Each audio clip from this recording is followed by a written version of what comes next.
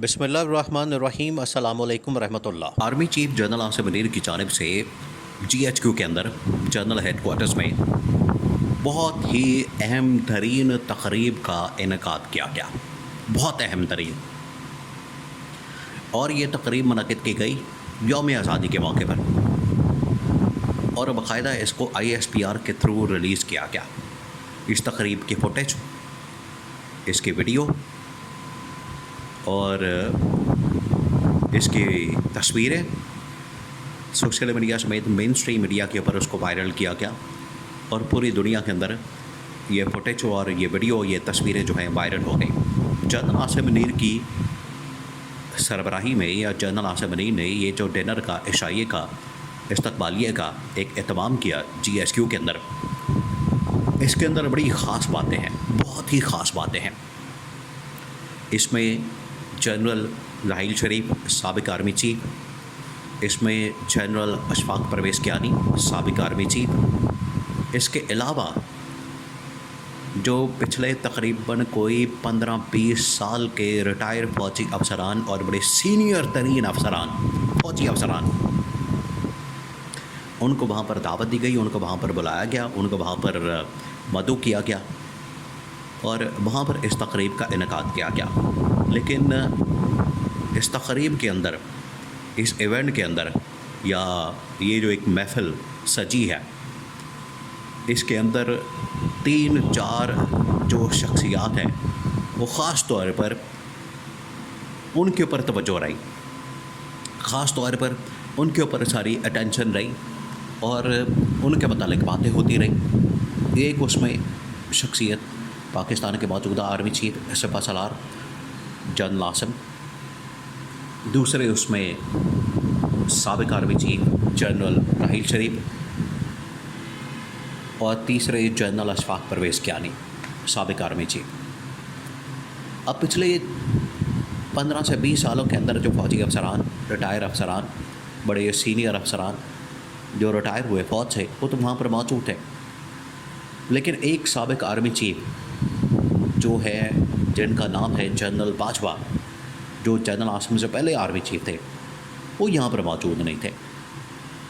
तो उनकी जो गैर मौजूदगी और उनकी जो गैर हाज़िरी, उसको बड़ा नोट किया गया, उसके ऊपर बड़ी बातें की गई और उसके मुतालिक जो है मुख्तलिफ़ लोगों ने अफ़वाहें भी बनाई। अब उनके अंदर कितनी हकीकत है या कितनी हकीकत नहीं है, आज भी उस बारे में बहस हो रही है। तो जनरल आसिम ने ये जो इवेंट किया या तकरीब का इनेकाद किया, इसके मुतालिक बहुत अहम तरीन इंफॉर्मेशन है। इसके अंदर सबसे पहले जनरल राहील शरीफ और जनरल अशफाक परवेज़ कियानी, आपको पता है कि इन्होंने अपने दौरे हुकूमत में या अपने दौर में, अपने टाइम पे जब ये लोग आर्मी चीफ थे, जनरल राहील शरीफ और जनरल अशफाक परवेज़ कियानी, इनके जानिब से उस वक्त पाकिस्तान की फ़ौज का डिसिप्लिन, पाकिस्तानी फ़ौज को बड़े ज़बरदस्त अंदाज से चलाया गया। जनरल मुशर्रफ के बाद पाकिस्तानी फ़ौज के अंदर बहुत ज़्यादा दरारें पड़ चुकी थी और उसका डिसिप्लिन बड़ा कमज़ोर हो चुका था, क्योंकि जनरल मुशर्रफ ने जिस तरीके से 8 साल इस मुल्क के ऊपर हुक्मरानी की और 8 साल आर्मी को इस्तेमाल किया, फ़ौज को इस्तेमाल किया अपने इक़्तिदार के लिए, वर्दी को इस्तेमाल किया अपने इक़्तिदार के लिए जनरल मुशर्रफ ने। उसकी वजह से पाकिस्तान की फ़ौज के अंदर बड़ी दरारें पड़ चुकी थी और उसके अंदर बड़ी बातें होती थी और उसकी जो चेन ऑफ कमांड है उसमें काफ़ी ज़्यादा टूट फूट थी। तो जनरल अशफाक परवेज़ कियानी ने आते साथ ही जो सबसे पहला काम किया था वो ये था कि इन्होंने अपनी सबसे पहले फ़ौज की कमान को ठीक किया, कमान एंड कंट्रोल सिस्टम को ठीक किया, उन दरारों को ख़त्म किया। और फ़ौज के अंदर, क्योंकि जनरल मुशर्रफ और उस वक्त फ़ौज जो है इक़्तिदार में थी, पूरे मुल्क के ऊपर उनका इक़्तिदार था, जिसकी वजह से फिर करप्शन भी बहुत ज़्यादा बढ़ जाती है।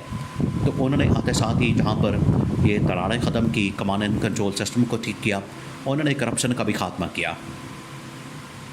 तो आजकल आपको पता है कि ये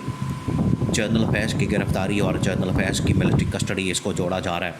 करप्शन के साथ या करप्ट प्रैक्टिस के साथ कि उन्होंने टॉप सिटी केस के अंदर करप्शन की है। और जहाँ पर एक करप्शन के साथ जोड़ा जाता है वहीं पर इमरान खान के साथ जोड़ा जाता है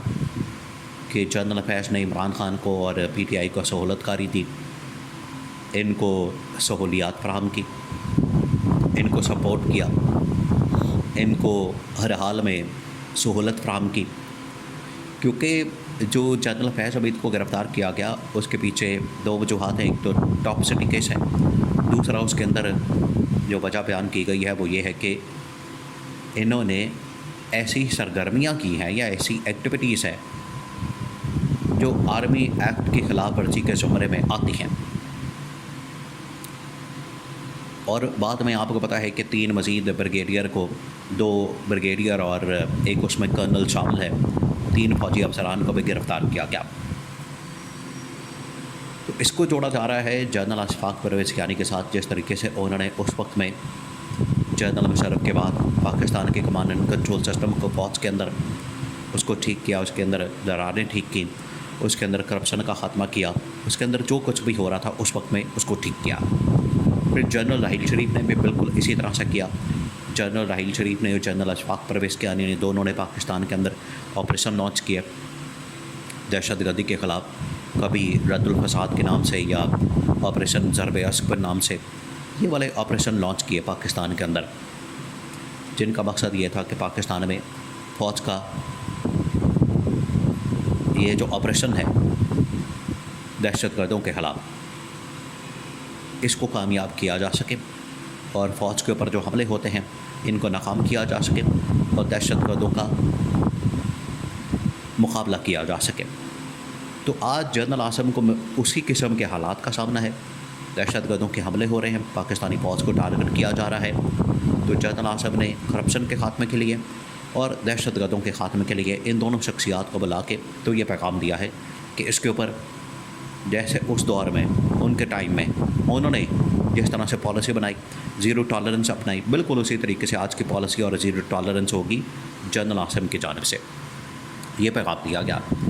उसके बाद ये कहा कि जनरल बाजवा की गैर मौजूदगी और जनरल बाजवा की गैर हाज़िरी ये बड़ी मानी खेस है और इसके बारे में सवालात किए जा रहे हैं कि क्या वो भी लपेट में आ सकते हैं, गिरफ्त में आ सकते हैं, उनको भी पकड़ा जा सकता है। अभी तो सिर्फ बातें हो रही हैं, हकीकत इसमें कुछ नहीं है।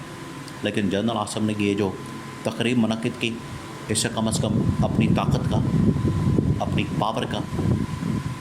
और पाकिस्तान में अपनी अथॉरिटी का लोहा मनवाया है।